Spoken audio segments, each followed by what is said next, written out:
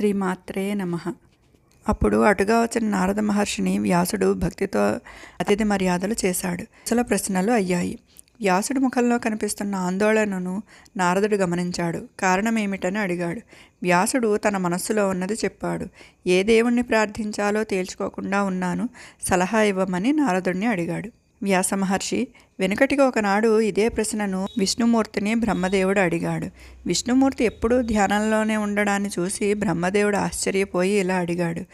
దేవదేవ, జగత్పిత, త్రికాలజ్ఞాన, నువ్వు దేనిని ధ్యానిస్తున్నావు? ఈ తపస్సు ఎందుకోసం? సర్వ జగత్పతివి కదా, నువ్వు తపస్సు చేయడం ఏమిటి? చాలా ఆశ్చర్యంగా ఉంది.